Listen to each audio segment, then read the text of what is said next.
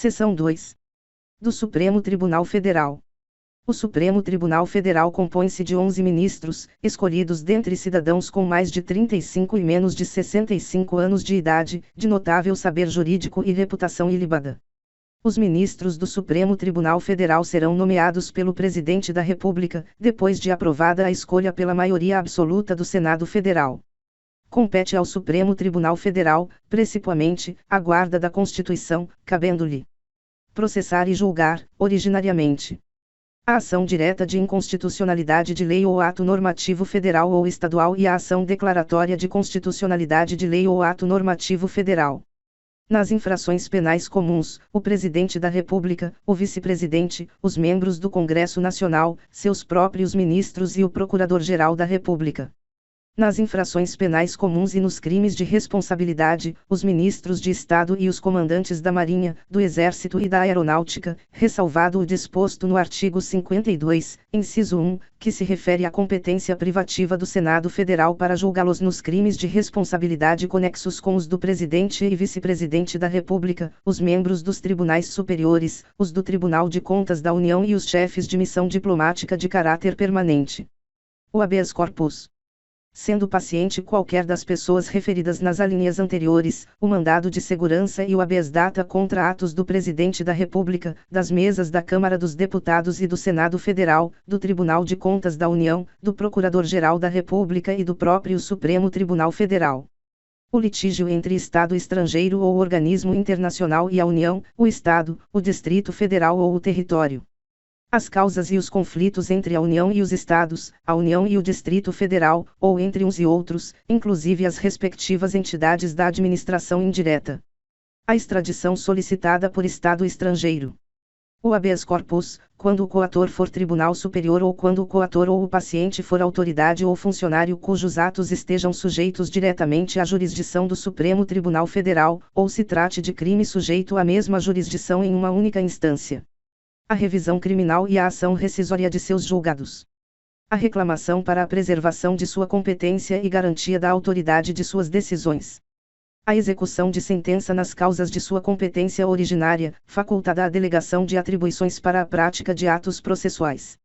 A ação em que todos os membros da magistratura sejam direta ou indiretamente interessados, e aquela em que mais da metade dos membros do tribunal de origem estejam impedidos ou sejam direta ou indiretamente interessados. Os conflitos de competência entre o Superior Tribunal de Justiça e quaisquer tribunais, entre tribunais superiores, ou entre estes e qualquer outro tribunal. O pedido de medida cautelar das ações diretas de inconstitucionalidade. O mandado de injunção, quando a elaboração da norma regulamentadora for atribuição do Presidente da República, do Congresso Nacional, da Câmara dos Deputados, do Senado Federal, das mesas de uma dessas casas legislativas, do Tribunal de Contas da União, de um dos tribunais superiores, ou do próprio Supremo Tribunal Federal. As ações contra o Conselho Nacional de Justiça e contra o Conselho Nacional do Ministério Público. Julgar, em recurso ordinário.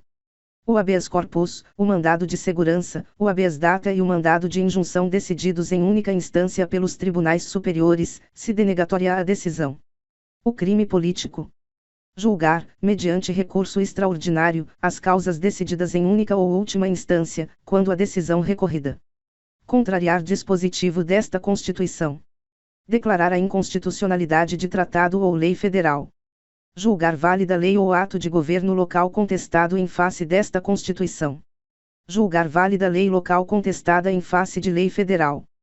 A arguição de descumprimento de preceito fundamental, decorrente desta Constituição, será apreciada pelo Supremo Tribunal Federal, na forma da lei.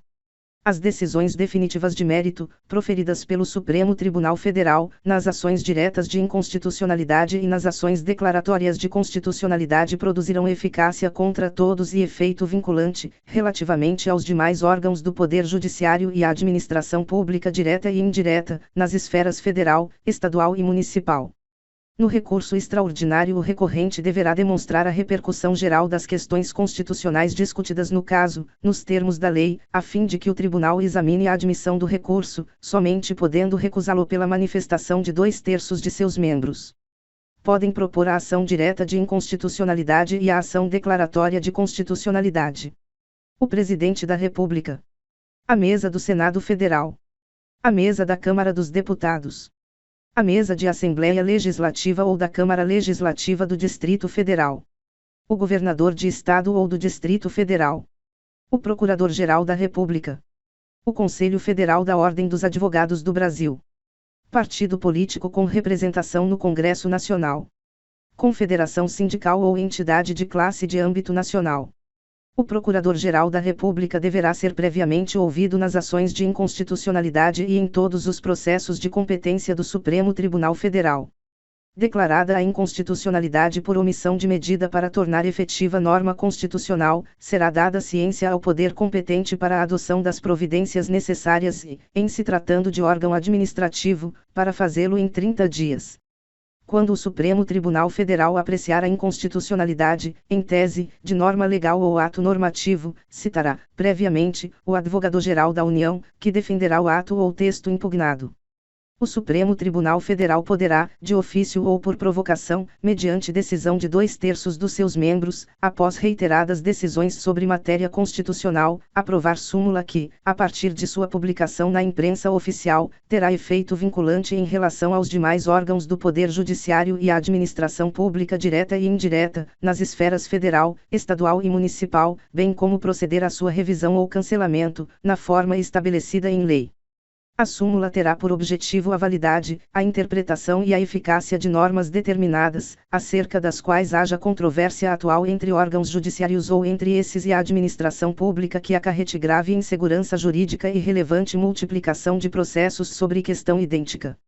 Sem prejuízo do que vier a ser estabelecido em lei, a aprovação, revisão ou cancelamento de súmula poderá ser provocada por aqueles que podem propor a ação direta de inconstitucionalidade do ato administrativo ou decisão judicial que contrariar a súmula aplicável ou que indevidamente a aplicar, caberá reclamação ao Supremo Tribunal Federal que, julgando-a procedente, anulará o ato administrativo ou cassará a decisão judicial reclamada, e determinará que outra seja proferida com ou sem a aplicação da súmula, conforme o caso. O Conselho Nacional de Justiça compõe-se de 15 membros com mandato de 2 anos, admitida uma recondução, sendo o presidente do Supremo Tribunal Federal um ministro do Superior Tribunal de Justiça, indicado pelo respectivo tribunal. Um ministro do Tribunal Superior do Trabalho, indicado pelo respectivo tribunal. Um desembargador de Tribunal de Justiça, indicado pelo Supremo Tribunal Federal. Um juiz estadual, indicado pelo Supremo Tribunal Federal.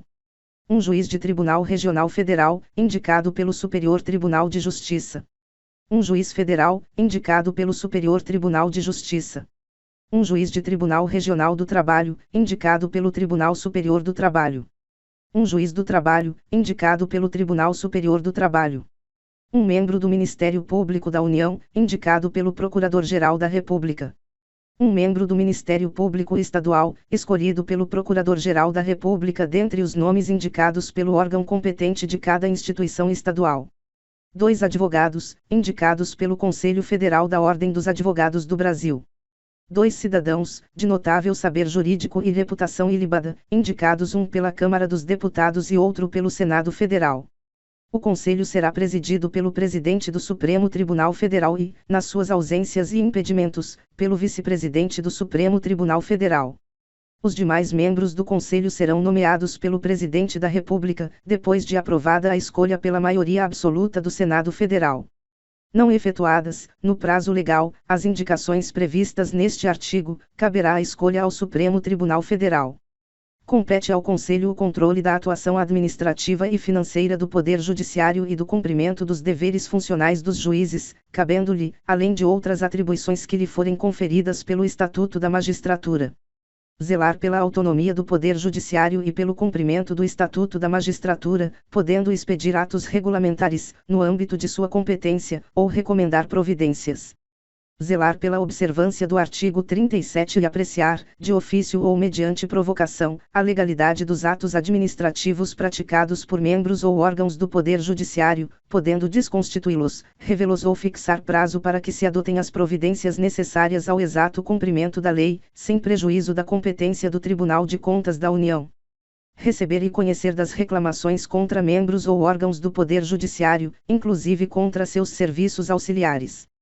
serventias e órgãos prestadores de serviços notariais e de registro que atuem por delegação do poder público ou oficializados, sem prejuízo da competência disciplinar e correcional dos tribunais, podendo avocar processos disciplinares em curso, determinar a remoção ou a disponibilidade e aplicar outras sanções administrativas, assegurada a ampla defesa.